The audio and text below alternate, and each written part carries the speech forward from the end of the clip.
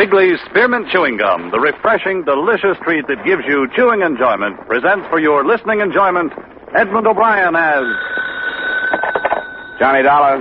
My name's Mark Nelson. I came to Hartford to talk to you about a federal assignment. I'm from the Treasury Department, Bureau of Narcotics. We need an insurance investigator. For what? To go to London on a case that has us stopped here. I'm in the Commonwealth Hotel. I'd like to have you come over. Wait a minute. What's insurance got to do with it? Our company took a policy on a few $1,000s worth of trunks en route to London. Somewhere in the load is $500,000 in narcotics. We want you to take the trip with it.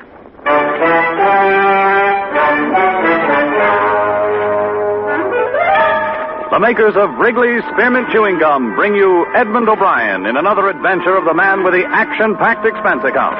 America's fabulous freelance insurance investigator. Yours truly, Johnny Dollar.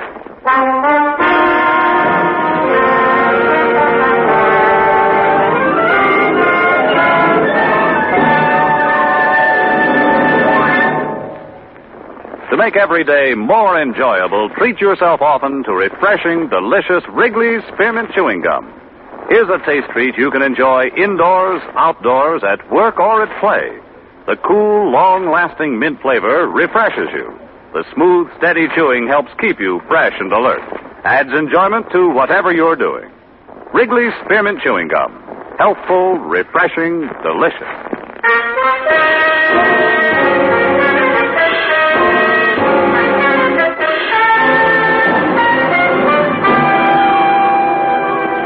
Expense account submitted by Special Investigator Johnny Dollar to Treasury Department, Bureau of Narcotics, Washington, D.C.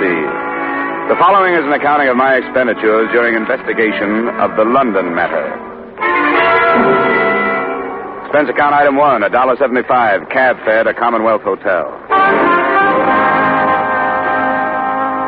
I'll give you the background as briefly as I can, Dollar. We allowed the entry of some narcotics from India into Seattle. We've been trying to break up a big ring in the Pacific Northwest. But the stuff didn't stay there. We followed it south into Beverly Hills.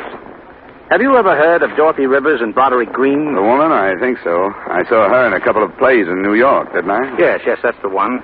She's been out west for the past 2 years making movies. Green's her husband, a director. The narcotics went to them. Well, to their house, at least. Well, they must have servants. Yes, they did, but that doesn't do us any good. There were 4 of them, but 3 of them have been discharged. They all had a hand in packing the trunks for this London trip. So any one of them or all of them could have packed the narcotics. You're sure that's what happened? We know they went into the house, but nothing has come out but the trunks. And I searched the place myself just before I flew east. Why didn't you want to stop it? We cabled Scotland Yard, and they told us there's been a big increase in contraband over there in the past couple of years. You think this could be part of a pattern? Well, it's possible. You see, because they need our dollars, British Customs make it a point to extend a lot of courtesies to these visiting film celebrities. The stars always arrive with a lot of belongings and usually with a servant or 2. In the case of Green and his wife, just 1. A confidential secretary, a Miss Miller, Lorraine Miller. She's traveling with the trunks. Now, I want you to get acquainted with her. Well, that shouldn't be too difficult. Who's the policy with? Standard Liability Company. $20,000 for a 2-week period. That's a short-term gamble. It'd pay the company to keep an eye on it. Couldn't you use that? Well, it would depend on how young and susceptible this Miller girl is. She's young, Dollar. I got close enough to appreciate that. Expense account item 2, $675, passage to England on the SS Morristown. Before boarding, I received a few more bits of instruction by phone from T-Man Nelson. We've been in touch with Scotland Yard again, Dollar. They're assigning one of their best men to the case. An Inspector Finch. He'll arrange to meet you when your ship docks. We sent him a description. Yeah, Finch. Okay. What else? Well, we still aren't sure about the Miller girl, but her brother is going on the same ship. That could happen. He's got a passport under another name, Miles Spanning. Now, if you need help on the trip, the ship's detective is Clarence Dorn. Dorn. Okay, I'll find him. Okay, Inspector Finch is in London, and I'm flying over in a few days. I'll find you. Hey, Nelson, are you sure you trust me? I'll let you know when we finish this thing. Bon voyage.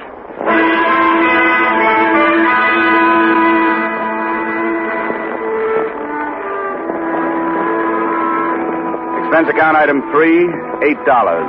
Bar bill. I met Lorraine Miller in a small lounge on B-deck as we left New York Harbor. She struck me as being young, all right, but susceptible only when she wanted to be. She had a face that didn't need much makeup and auburn hair that didn't need much messing with. Her hazel eyes were wide-spaced and seemingly candid, but they didn't tell me whether or not she knew who I really was. It must be an exciting job. Travel a lot? Meet interesting people? Yes, I once met a pig named Rollo who had eaten a diamond bracelet. Really, Mr. Dollar? Hey, how long are you going to be in England? About a year, I guess. The Greens are going to make a picture with somebody's frozen pounds. It's a smart thing to do, you know. Everybody who is anybody has some frozen pounds. You don't like these people. If it shows, it's because of this martini before lunch. I'm glad you're here. So am I. You traveling alone? Yeah, but that's my line, isn't it? What do you have, a cabin or a suite? Cabin. Then it's my line. I have a suite. I'll go take a nap in the tub, and you meet me there at 5. There's a little bar, and I'll order some things, and you'll be able to get some music on the radio and have dinner there. Oh, I really shouldn't. Hidden away from the rest of the people. Sound of the ocean outside.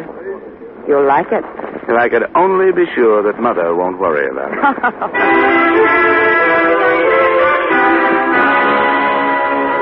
The cocktails were good, and so was the dinner. But the radio was full of static, and, as far as my assignment went, the conversation was unsatisfactory. I learned a lot about Lorraine Miller and a little about the Greens, but none of it tied in with the case. The whole evening made it almost impossible for me to suspect that she could be mixed up with narcotics until the fourth brandy. Jim? What is it? Oh, no.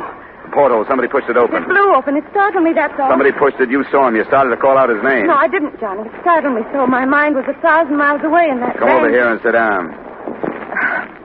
I'm sorry, Johnny. That was ridiculous. Why don't you want to tell me who it was? I saw him, too. Now, who are you afraid of? Don't ask me anymore, Johnny. But I want you to tell me. All right. You want to spoil everything with your stubborn prying? It was my ex-husband. He followed me before. Now, if you'll please leave. Johnny, I won't be able to see you again.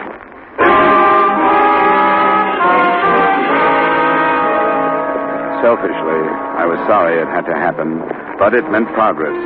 I knew it had been her brother outside the porthole, and she was covering up for him. The portly, balding ship's detective, Clarence Dorn, was sporting a well-worn flannel bathrobe and Congress gaiters when he let me into his cabin a half hour later. Well, welcome aboard, Dollar. They told me about you. Yeah, I looked for you up in the ballroom. I never bother with the ballroom the first night out. The con merchants are just picking their marks. The slick gamblers are softening the suckers by letting them win. Nothing you can get your teeth into first night out. Tomorrow I go to work. Sit down, huh? Yeah, thanks. Customs told me you might contact me. Always glad to help if I can. Thank you. There's a passenger aboard named Miles Fanning. Fanning, huh? I got a duplicate list here. Baggett, Fallon, Fanning. Miles C. Fanning. Number 22 on C. Yeah, that's the name. Do you know anything about him? Oh, let's see. I keep a notebook. Names of some of the hot ones that make the crossing. Fanning. Well, he's not here. Don't know anything about him. What's his specialty? Well, this trip he's using forged papers. Fanning's not his real name. Say, I'd better report that, hadn't I? No, the federal men want him left alone. Is he hot? He could be. Oh, yeah. Can't let me in on it, huh? I know how it is. I wish you'd pick him out tomorrow. Keep your eye on him for me. Sure, absolutely. Glad to help. Anything special you want him? I'd like to know if he meets the girl on number 12A deck, Lorraine Miller. Auburn hair, hazel eyes, about 5'4". Got it? I'd like to know if he sends any cables ahead to London. I'd like to see copies if I could. I'll get word to the radio operators right away. Thanks for the cooperation, Dawn. I'll check back with you tomorrow night. Right.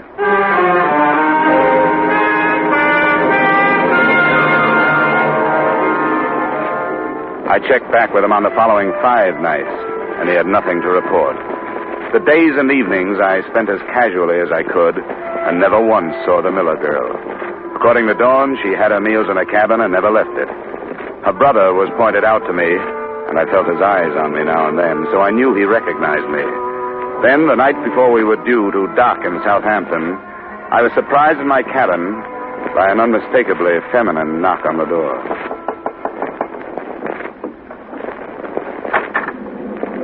I think I owe you an apology. Well, I didn't expect it. Come on in. Sit down. I'm sorry, Johnny. I wish I hadn't blown up. Why did you? I don't know. I guess because, well, it was hardly the time for an ex-husband to come prowling around. It was too bad. The trip that started out to be a loss, this one turned into a big flop. So you enjoyed it? Well, I've met a lot of those interesting people. Bridge players, deck tennis players, canasta players, fat old gossips with jewels, drunks, nothing like that. Yes? This is Dawn, Dollar. Yes, Mrs. Johnson. Huh? Oh, you can't talk. Yes, that's right. I'll make it short. They met after dinner. Fanning went to the Miller cabin. Oh?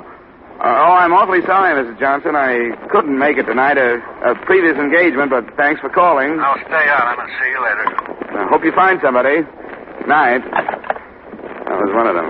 Could I fill in a contract? Mr. Johnson is seasick. We can get together in London, can't we? That sounds fine. I think we can work it out. I hope so, Johnny. I really do. Now I have to go. I want to get everything packed tonight.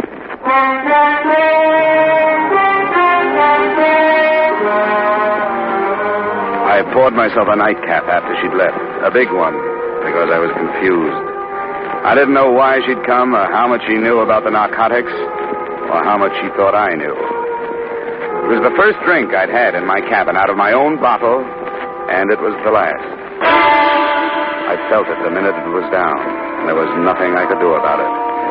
But it was painless. The ship seemed to roll more heavily, and I pitched forward toward my bunk. After that, the ship could have sunk, and I wouldn't have known about it.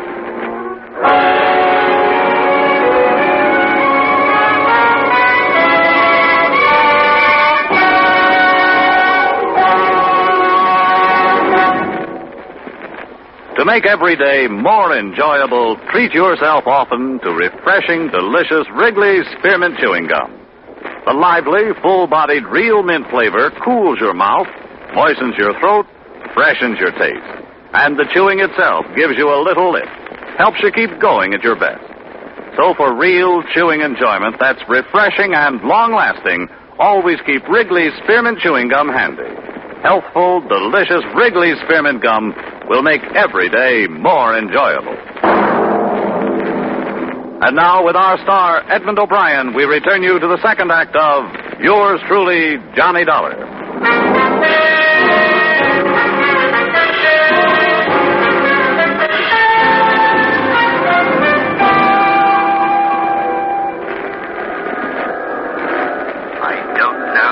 I don't know.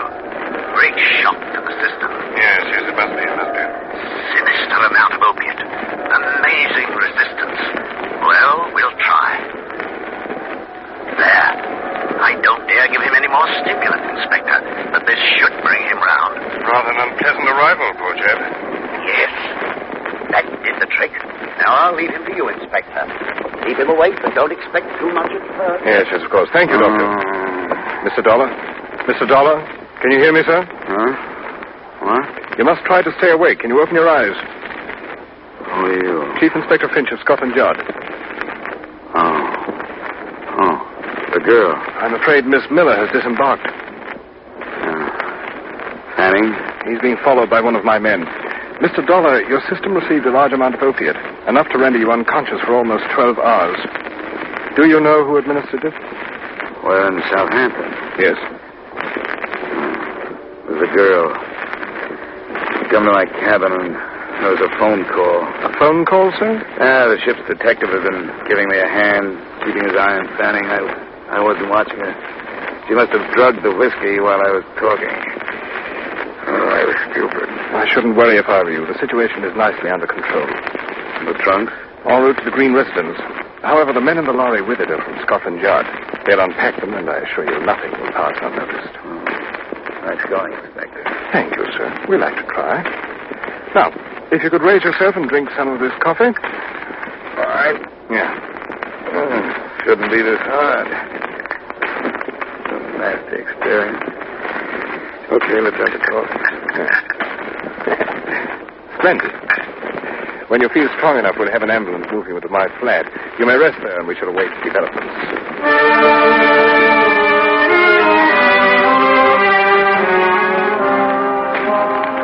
lot of coffee, and a lot of time. But by early afternoon, we were in the inspector's flat, waiting for word. It came at 4:30. Yes? Mm-hmm. Huh? Are you quite positive? I see. Very well, Sergeant. Return to the yard. I'll phone you there if I need you. Mr. Dollar, is it possible that an error was committed on the other side, that the narcotics never left there? They didn't find them? No. After meticulous search. Oh, Treasury's not going to make a mistake like that with $500,000 worth. The narcotics left the States, all right. Perhaps they're still on the ship. May have got the wind up since you were aboard and discarded the original plan. I don't know. I suppose it's a thought. Right. I'll arrange for a search party at once. Inspector, who in London would be able to buy this amount of narcotics? That question had occurred to me. The answer shouldn't be too difficult to find. Perhaps you'd care to accompany me to my office while we try. We rather pride ourselves upon our efficiency.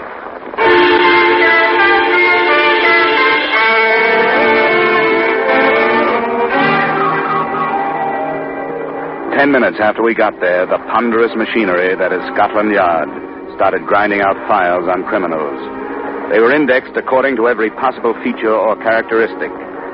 In the space of 2 hours, we had the name of every known narcotic suspect in London, and flying squad men had been sent out to cover them. But the first report that came in was negative. The ship had been searched without success.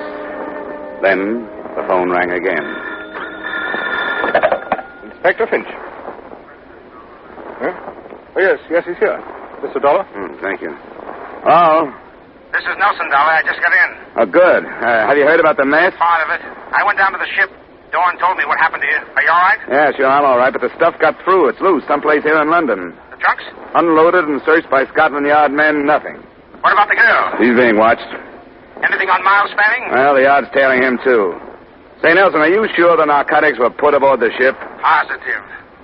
But I'll get right on the transatlantic phone and get somebody to recheck the trail. I'm staying at the Empire. Call me if something breaks. Yeah, right. Treasury man, he's going to check the States to see if there's a slip. Good. $500,000. Rather a nuisance having that. This may be something. Yes? Mm-hmm.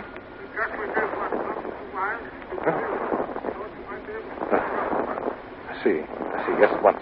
See that a driver and a radio cars at the main entrance will want to stay in touch. Thank you. What was it? Any progress? Yes. Most unpleasant progress. The constable I assigned to follow the chap who calls himself Fanning has been shot to death. Oh? Progress lies in the fact that your ship detective fellow, Clarence Dorn, was killed at approximately the same time. Dorn? Yes. Do you have a pistol, Mr. Dollar? It's on the ship. We won't bother going there. I'll have two issued to us before we leave.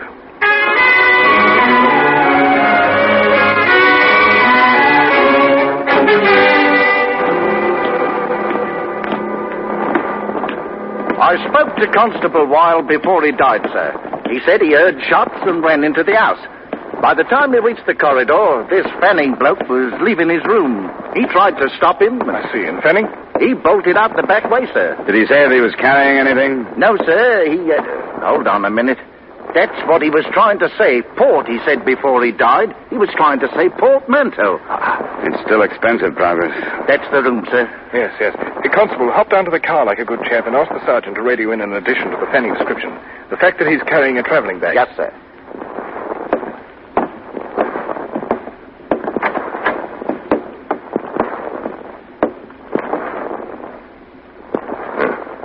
Is this Clarence Dorn? Yeah. And I guess the answer to a few things. Then Dorn carried the contraband here from the ship, quarreled with Fanning over division of the spoils, and was then shot by Fanning, wouldn't you say? Yes, that's exactly what I'd say. Then Fanning's our man. We'll have to find him. Right. Yeah, I'd like to go to the Green place, talk to the Miller girl, Inspector. Of course. Clarence Dorn. You know, I thought... How could I have been so stupid?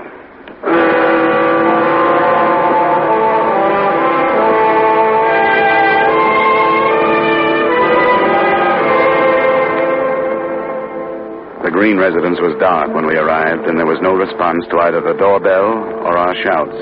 We pulled up a few yards, and while we waited, We listened to the nervous talk between the radio cars that were combing the city for the man we called Fanning. A man answering the Fanning description has been reported in the square. Request flying squad men to search the building. That's 3.5 hours we've been here. Must be 1 million men in London who answer his description. And so we shall have to question 1 million men.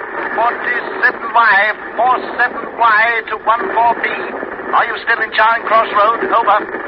14B, 14B here. Still in Charing Cross Road, over. 47Y to 14B. Investigate 1936 Bentley crossing into your section. 1936 Bentley. Close coupled sedan, black. Registration GY4110. GY4110. Acknowledge, over. Cut it, Sergeant, cut it. 14B, acknowledging. Sergeant. Registration GY4110. Switch off the receiver. Oh, yes, sir. There's a car. Looks like it's stopping. It's a taxi. There she is. Come on, Inspector. But let me do the talking, will you? Right you are.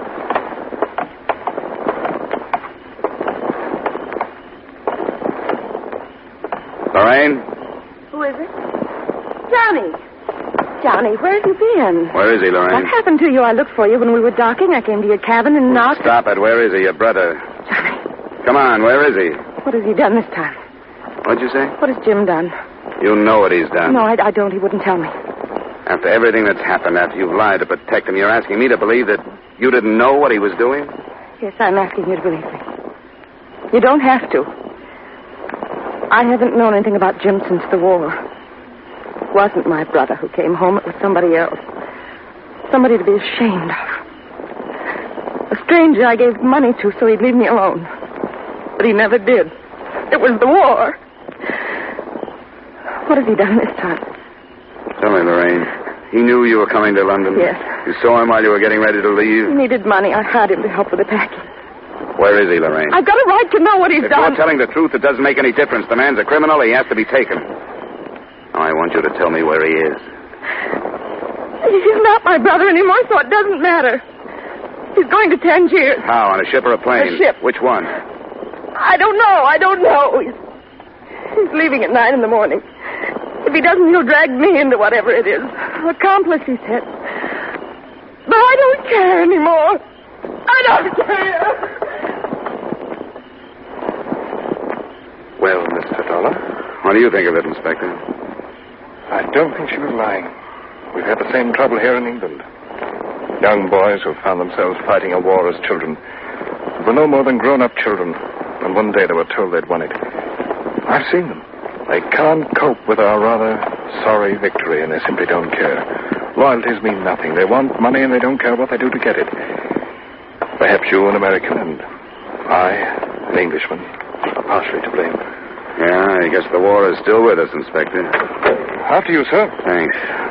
Sergeant? Yes, sir. I want to know which ship is sailing for Tangier tomorrow morning at 9. Right, sir. When you find out where she's docked, ask the yard to contact Mr. Nelson at The Empire. the Hotel Empire. Yes, sir. In the meantime, Sergeant, you might drive towards Royal Albert Dock. Right you are, sir.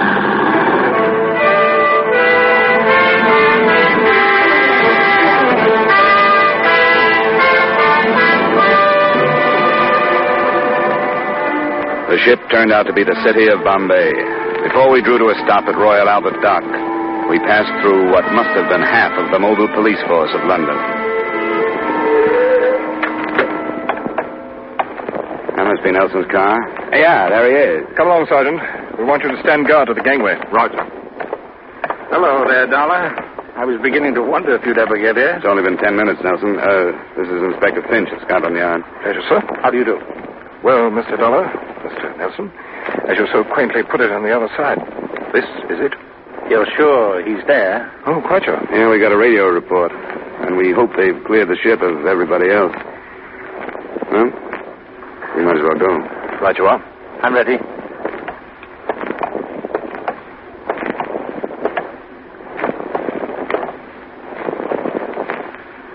Mr. Dollar? It's up to you. Thanks. You there. Is Mr. Fanning aboard? Aye, he's aboard. Stay here, Sergeant. Right, sir. You received word from Scotland Yard? I did. Then you'll allow us to come aboard after him? You can come aboard.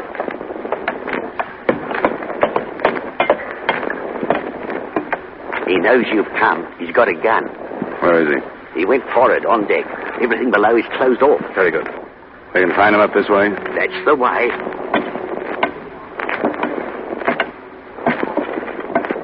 There's a winch up forward. Good protection. Down behind the hatch. Hey, Miller, Fanning, whatever you call yourself. Come on out. We've got the Treasury Department and Scotland Yard here, so come on out. He won't do it. He won't, Dollar. It's too late for him. I'd better cross over to the other side while you cover me. May draw him out. Are we ready? Wait till I move down here. This is good. Good luck, Inspector. Use your head, Miller. Come on out. There he goes. Hold the bow. Don't let him get over.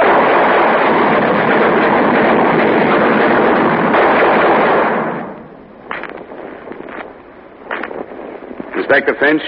Yep. Nelson? Yes. Yes, you all right, Dollar? Yeah, what about him? He's dead, Dollar. We can search his cabin now.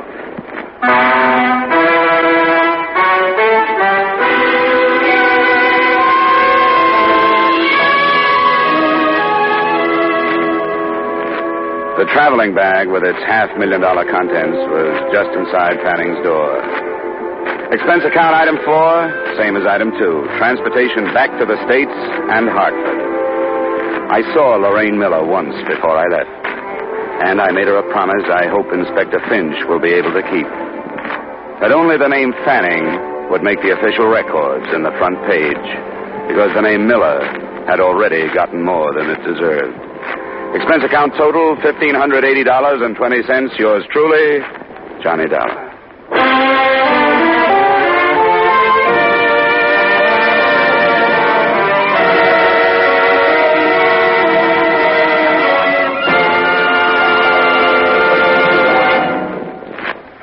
Remember, friends, to make every day more enjoyable, treat yourself often to refreshing, delicious Wrigley's Spearmint Chewing Gum. There's lots of cooling, real mint flavor in every stick. And chewing Wrigley's Spearmint helps keep you feeling fresh and alert. You feel better, work better, get more fun out of doing things. So indoors, outdoors, wherever you go, keep some healthful, refreshing Wrigley's Spearmint Chewing Gum handy. To make every day more enjoyable, treat yourself often to delicious Wrigley's Spearmint Chewing Gum.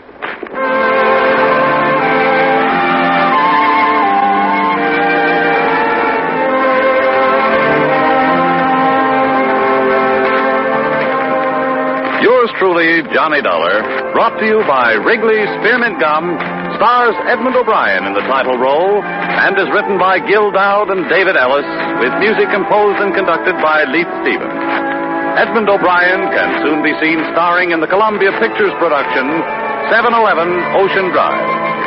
Featured in tonight's cast were Wally Mayer, Virginia Gregg, Herb Butterfield, Dana Herlihy, Tudor Owen, Ben Wright, and Alec Harford.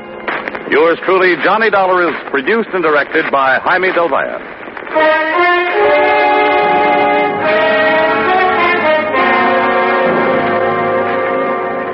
The makers of Wrigley's Spearmint Chewing Gum hope you've enjoyed tonight's story of Johnny Dollar and that you're enjoying delicious Wrigley's Spearmint Chewing Gum every day. We invite you to join us again next week at the same time when, from Hollywood, Edmund O'Brien returns in another adventure of Yours truly, Johnny Dollar.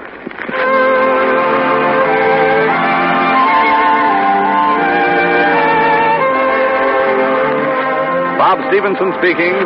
This is CBS, the Columbia Broadcasting System.